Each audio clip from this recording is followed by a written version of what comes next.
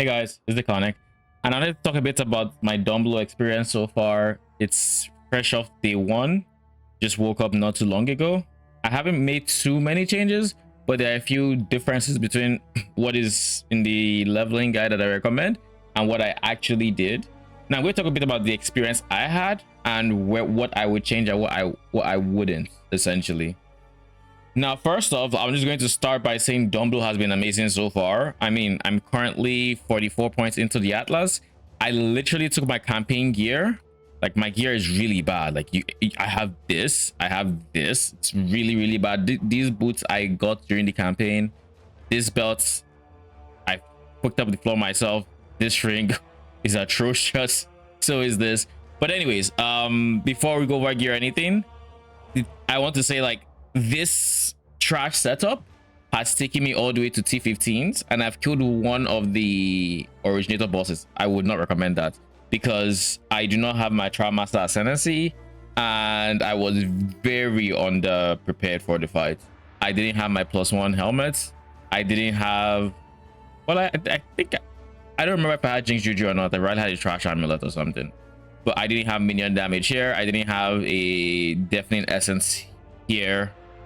Anyways, all this to say, do not recommend rushing to bosses. However, the actual experience in the maps is actually pretty decent.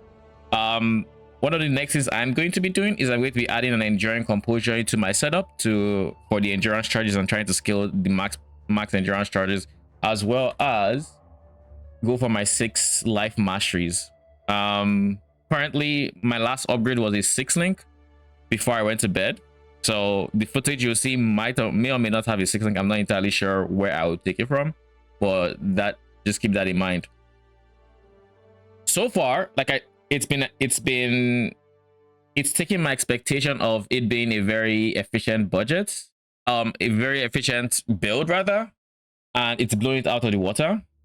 All this being able to clear T15s is not something I expected. I figured I would need to have a Darkness Enthroned before I could even so much as step foot in a T15, T16.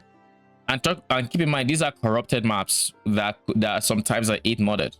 And so far, I have only bricked one map, and that map corrupted into an 8 mod map, and it was a boss that had, I think, a chaos projectile, and my chaos res at the time was like 10, something like that.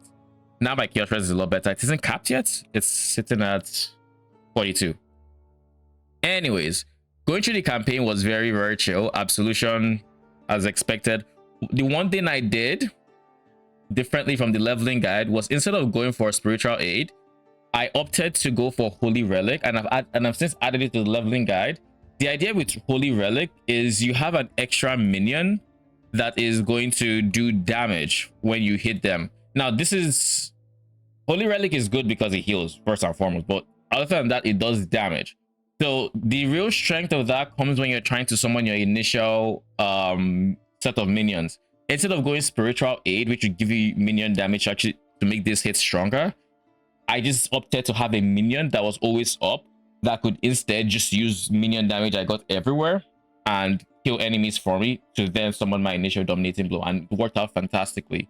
The only thing is I went the route of giving my Holy Relic a bit of like damage support. Right now it doesn't need it because I haven't worked out my sockets. I actually need to rework the sockets I have. This is all campaign stuff. I don't need zombies anymore and stuff like that, but I haven't actually done that yet. But that's the current game plan anyways. I gave it damage support, like added fire if I had a red, if I had a blue, minion damage, stuff like that, so that when I did hit with dominating blow, it would proc its AoE, and that would kill white mobs, and that would summon my dominating blow and get the chain going. And also, DGG made a very, very huge quality of life update mid-stream. I was about in Act 6, I think. All of a sudden, I go into the Act 6, I go into the crypt, or whatever they call it, where you face the giant spider-like boss. And on transitioning zones, I just realized, why the fuck is my Dumblo still here? Apparently, the change they teased, or the announcement they made before launch, that they were going to try to work it into, it won't be available by launch, but temporary minions will be able to persist through zones for the Mirage League. they actually implemented it before the day was over in a restartless patch, and that actually blew my mind, because all of a sudden Holy Relic wasn't even needed anymore, because I'd go into the next zone, I would have my dominating blow from the last map, and I just continue zooming. It essentially sped up my campaign by so much that it's ridiculous. Now this doesn't extend into maps because your hideout doesn't actually do the same thing. So you get to your hideout, your minions are gone, so when you go back into your map, there's nothing there. And also keep in mind, for the rare and the magic dominating blow minions, they haven't actually implemented like buff carryovers. They don't carry over their buffs. They're just static, but you do have the minion numbers at the very least. So that is really, really good. And as you can see, when it comes to my gear, I have actually started corrupting some things. I have a corrupted sword because it's easy to craft, and I have a corrupted chest piece.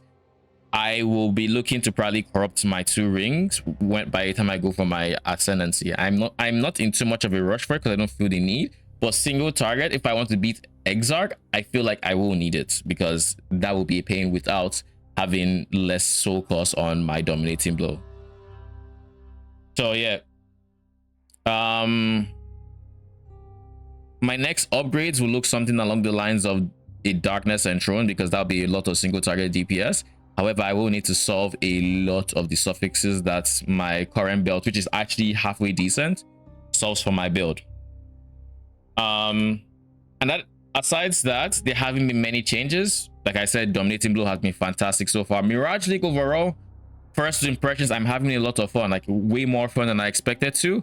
There have been a lot of teas, like, or not teas, but like a lot of data mined information from the exceptional gems to uniques and stuff like that. There's a new staff that has a very, very interesting mod. It gives like minions 70-something% physics extra chaos. It's kind of wild, and it gives us a new minion type that's, I feel they sound like zombies, but I don't fully know. There are other support gems that give sentinels auras that we could potentially use to fit the Herald of Purity into our build, just so we have extra auras that will buff our dominating blow rather. There is so much. Anyways, so what I'm going to do, like I said, I'm going to be working on that, and I'm going to also be trying to fix my skill tree. My skill tree is very different from the low budgets, and as such, I'm kind of missing the points I would need to do the defensive changes I need. So my current priority is offense. I'll fix my damage, I'll increase it by a lot, and then I'll remove some offense to put into some defense, and then we'll just keep going back and forth like that.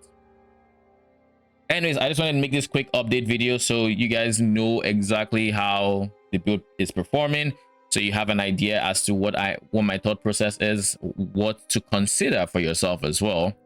One thing to note though, because of how much damage I felt like I had during the campaign, I actually didn't even go on on natural strength as my 3rd ascendancy. I could have done that for more damage, but I opted to go for Mistress of Sacrifice for 2 reasons. A, the increased skill effect duration felt very, very comfy.